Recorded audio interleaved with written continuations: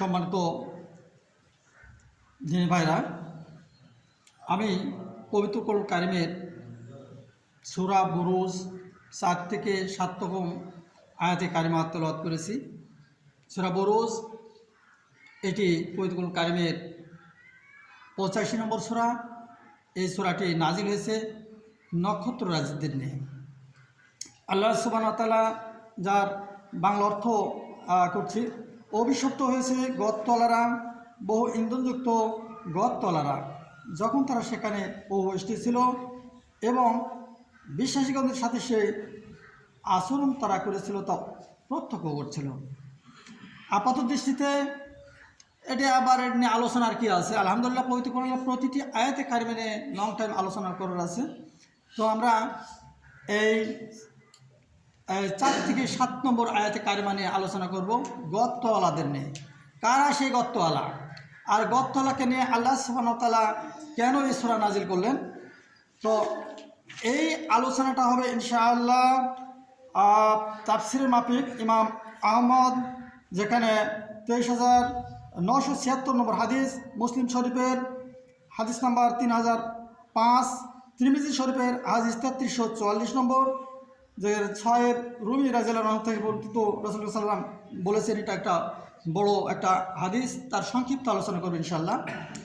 এই গদতলাদের নিয়ে কথা, সেটা ইহুদি ধর্মের এক বাদশাহ, গল্প আকারে এসেছে। ইহুদি ধর্মের এক বাদশাহ, যিনি তার রাজ্য পরিচালনার জন্য একজন জাদুকরকে রেখেছিলেন। জাদুকর যখন বৃদ্ধর দিকে, তখন রাজার এই কর্মে সহায়তার জন্য জাদুকর প্রস্তাব দিয়েছিলেন যে, হে মহামান্য বাদশাহ, আমাকে একটি বালক দেন, আমি এই বালকটিকে আস্তে আস্তে জাদুকরি শিক্ষা দেব, যা আপনার রাজ্য পরিচালনার জন্য সহায়ক হবে। বাদশাহ তাকে একটি বালক দিলেন। বালক প্রতিদিন সেই জাদুকরের কাছে গিয়ে জাদু শিখে চলে আসে। আর এই জাদু শিখে আসার রাস্তায় একজন ঈসাই ধর্মের অর্থাৎ খ্রিস্ট ধর্মের একজন পাদ্রী এক গির্জায় ইবাদতবন্দি করতেন। এই বালক রাস্তা দিয়ে যাওয়ার সময় এই ঈসাই পাদ্রীর কাছে বসতেন এবং পাদ্রীর কাছে একত্ববাদের শিক্ষা নিতেন। একদিন সে রাস্তা দিয়ে যাচ্ছে, হঠাৎ করে দেখে এক সিংহ সে রাস্তা অবরোধ করে আছে এবং রাস্তার মানুষজন কেউ চলাচল করতে পারছে না। এমতো অবস্থায় এই বালক সিদ্ধান্ত নিলেন যে, দেখি আজকে পরীক্ষা করব যে খ্রিস্ট ধর্মই শ্রেষ্ঠ না ইহুদি ধর্ম শ্রেষ্ঠ।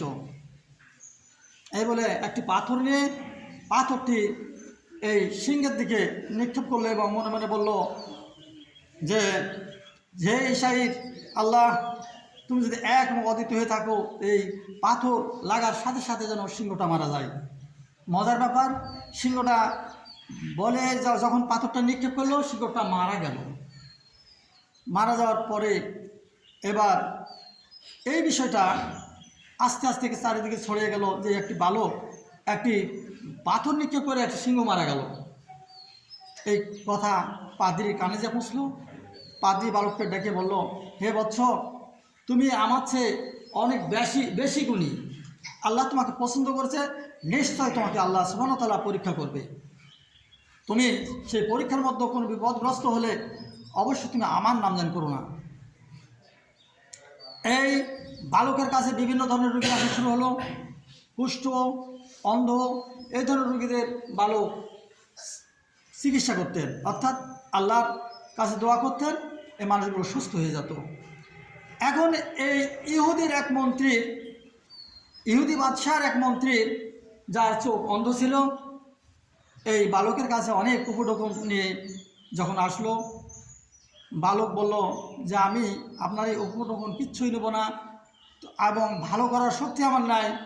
যদি আপনি দ্বীন ইসলাম একত্ববাদকে গ্রহণ করেন, তাহলে আমি আমার রবের কাছে দোয়া করব। ঠিক তখন সেই মন্ত্রী দিন মানলো, দোয়া করলো এবং সে সুস্থ হয়ে গেল, চোখে দেখতে হলো। এবার যখন রাজদরবারে গেল, বাদশাহ যখন দেখলো মন্ত্রী চোখ ফিরে পেয়েছে, তখন বলল, কীভাবে তুমি এই চোখটা ফিরে পেলে? তখন বললেন, আমার পালনকর্তা আমাকে চোখ দিয়েছে। তখন বললেন, বাদশাহ বলছে, তাহলে আমি কে? তোমার পালনকর্তা যদি অন্য কেউ থাকে, তা আমি কে? বললেন, জাহাপনা, আমার এবং আপনার যে পালনকর্তা, সেই পালনকর্তাই আমাকে ভালো করছেন। বাদশাহ ক্ষিপ্ত হয়ে গেলেন এবং মন্ত্রীকে বন্দি করলেন। মন্ত্রীকে বন্দি করে যখন নির্যাতন শুরু করলো, তখন সেই মন্ত্রী বলল যে আমাকে ভালো করছে এক বালক, এবং সেই বালক একত্ববাদে বিশ্বাসী। এবার বালককে ধরা হলো। বালককে ধরে যখন নির্যাতন করা হলো, তখন বালক বলল যে আমাকে ওই পাদ্রীর কাছ থেকে আমি একত্ববাদের দীক্ষা নিয়েছি এবং সেই দীক্ষা মত থেকে আমি করি। এবার পাদ্রীকে ধরা হলো এবং খুব দুঃখের বিষয়, একই দিনে পাদ্রী এবং এই মন্ত্রীকে মাথা দিয়ে করাত দিয়ে সমস্ত দেহটাকে দ্বিখণ্ডিত করা হলো। বালককে পাঠিয়ে দেওয়া হলো। বালককে সৈন্য দিয়ে বললো, হলো যাও, একে পাহাড়ের উপর থেকে নিয়ে ফেলে দাও। এবার সৈন্যরা বালককে ধরে নিয়ে যখন পাহাড়ের উপরে চলে গেছে, তখন দেখা গেল যে ওখান থেকে সৈন্যগুলো গড়ে গড়ে পড়ে সমস্ত সৈন্যগুলো মারা গেল, বালকটা ফিরে আসছে। আমি কিন্তু কথা বলছি সূরা কারিমের সূরা বুরুজের 4 থেকে 7 নম্বর আয়াতে কারিমা নিয়ে। এটা কোনো গল্প কাহিনী না এবং হাদিস থেকে বলতেছি কিন্তু। এবার এই বালককে আরও কিছু সৈন্য দিয়ে সমুদ্রের মধ্যে নিয়ে যাওয়া, যাও, একে সমুদ্রে নিক্ষেপ করো। সমুদ্রের মধ্যে যখন এই সৈন্যরা নিয়ে গেল, প্রবল ঝড় শুরু হয়ে গেল। সমুদ্রে গিয়ে সমস্ত সৈন্যরা মারা গেল, একমাত্র বেঁচে থাকলো এই বালক। এবার আবার বাদশাহ দরবারে চলে আসছে।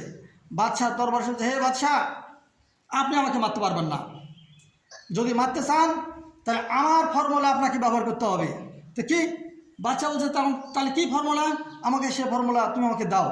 তা বলছে, দিতে পারে একটা শর্তে, আমাকে যে মারবেন এর জন্য একটা মঞ্চ তৈরি করতে হবে এবং মঞ্চে দেশের যত মানুষ আছে সমস্ত মানুষকে এখানে আসার জন্য আহ্বান করতে হবে। বাদশাহ মহাখুশি। ঠিক দিন তারিখ দিয়ে গোটা দেশকে ধূসর করা হলো এবং সমস্ত দেশের মানুষ যখন চলে আসলো, এবার বালককে বলা হলো, বালক তুমি বলো।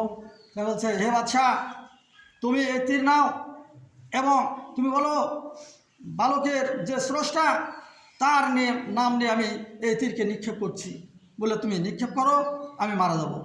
হাজার হাজার লোক, বালক দাঁড়িয়ে গেছেন বীর পুরুষের মতন, এবং তীর ঠিক বাদশাহ নিক্ষেপ করলো, বাদশাহ মারা গেল। হিতে বিপরীত হয়ে গেল। হিতে বিপরীত, হাজার হাজার লোক যে বালক একমাত্র এক আল্লাহর জন্য, এক স্রষ্টার জন্য জীবন দিতে পারে, তাহলে এই বালকের ধর্মই সঠিক। সেই দিন কী হয়েছিল? হাজার হাজার লোক তখন একত্ববাদের বিশ্বাসী হয়ে গেছিল। রাজা নিরুপায় হয়ে গেলেন। এবার রাজা হুকুম দিলেন, যাও গর্ত খোঁড়ো। হাদিসে এসেছে, যাও গর্ত খোঁড়ো। গর্ত খুঁড়ে সেই দিন 70,000, কত? 70,000 নর নারীকে পুড়িয়ে মারা হয়েছিল। শুধুমাত্র অপরাধ ছিল ঈমান আনার কারণে, একত্ববাদের বিশ্বাসী হওয়ার জন্য 70,000 মানুষকে পুড়িয়ে মারা হয়েছিল। তার মধ্যে একজন মা ছিল, একজন মহিলা ছিলেন, যার কোলে অবুঝ একটা বাচ্চা ছিল। মা চিন্তা করলেন, আমি যদি মারা যাই তো যাবো, কিন্তু আমার বাচ্চাটা তো নিষ্পাপ, সেও কি মারা যাবে? বাচ্চার কথা ফোটেনি। বাচ্চা মায়ের মুখের দিকে তাকিয়ে বলছে, আম্মু, তুমি কি জানো না কোনটা সঠিক আর কোনটা মিথ্যা? তুমি যে সিদ্ধান্ত নিয়েছো, যে কথা বলেছো, এটাই সঠিক। যাও, তুমি তোমার পথে গিয়ে যাও। ওই মাটাও সেই দিন ওই মাটাও তার বাচ্চাকে নিয়ে এই অগ্নির মধ্যে ঝাঁপ দিয়ে দিল এবং সমস্ত পুড়ে ছারখার হয়ে গেল। তাই আল্লাহ সুবহানাহু ওয়া তাআলা বলছেন, এই গর্তওয়ালা সম্মানিত হাজিরিন, এটা কোন সময় ছিল? ইহুদি ধর্মের পরে এবং ঈসাই ধর্ম যখন ছিল, অর্থাৎ আল্লাহ রাসূলের জামানার পূর্বে। তো এরপরে কি আর এই গর্তওয়ালা পাওয়া যায়নি? আল্লাহ বললেন এখানে যে অভিশপ্ত হয়েছে গর্তওয়ালারা। ওই গর্ত যারা খুঁড়েছে তারাই অভিশপ্ত হয়েছে। তারপর বলছে বহু ইন্ধনযুক্ত আগুনওয়ালারা, বিভিন্ন ধরনের 70,000 লোককে পোড়ায় মারতে তো অল্প আগুনের দরকার হয়নি, বহু আগুনের দরকার হয়েছে।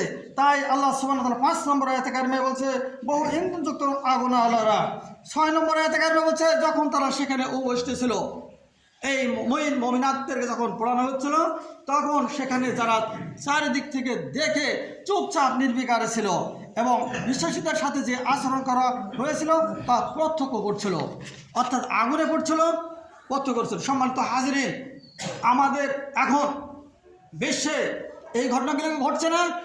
ফিলিস্তিনের ভাইরা যখন মারা যায় তখন আমরা নির্বিচারে তাকিয়ে থেকে দেখি। আপনি ফিলিস্তিনে কেন, বাংলাদেশে এরকম ঘটনা ঘটেনি? বাংলাদেশে এরকম ঘটনা ঘটেছে। বাংলাদেশে দেখা গেছে অনেক মানুষ নিরপরাধ, শুধুমাত্র একত্ববাদের দাওয়াত, সঠিক দাওয়াত টাকা দিনের দাওয়াত এই প্রচার অপরাধে তাদেরকে বিভিন্ন ওসিলা করে মারা হয়েছে। তাই আসুন আমরা এই গত্তওয়ালাদেরকে চিনি এবং আল্লাহ রাসূলের জামানা হয়েছে। আমরা যদি দেখি খবায়েব, আসেম, ইয়াসির এই পরিবারগুলোকে সম্পূর্ণ নির্বিশেষে ধ্বংস করে দেওয়া ছিল। তাদের অপরাধ ছিল শুধুমাত্র ঈমান আনার জন্য। এখন লক্ষ্য করুন, এই বালক যদি তার ঈমানের বলে বলিয়ান না হতো, তাহলে কি সেই দিন এত ঈমানদার লোকের আবির্ভাব করত? ধ্বংস হয়েছে গত্তওয়ালারা, অপমানিত হয়েছে গত্তওয়ালারা। এই গত্তওয়ালারা আজ জীবন নিকৃষ্ট ঘৃণিত থাকবে, কিন্তু এই বালক সসম্মানে পৃথিবী যতদিন থাকবে, ইসলাম যতদিন থাকবে, ততদিন এই বালক তার সসম্মানে থাকবে। এবং যার প্রেক্ষিতে কোরআনুল কারিমে সূরা বুরুজের 4 থেকে 7 নম্বর আয়াতে কারিমা নাজিল হয়েছে। তাই আসুন আমরা ঈমান আনি। আপনার আমার যে ঈমান আছে, ঈমানের বলে বলিয়ান হয়ে আমরা সেই আল্লাহ সুবহানাহু ওয়া তাআলাকে ছাড়া অন্য কাউকে ভয় করব না এবং আল্লাহর পথই হবে আমাদের একমাত্র পথ ও মত। আল্লাহ সুবহানাহু ওয়া তাআলা সকলকে সে বুঝদান করুন। সকলের আমিন। আসসালামু আলাইকুম ওয়া রাহমাতুল্লাহ।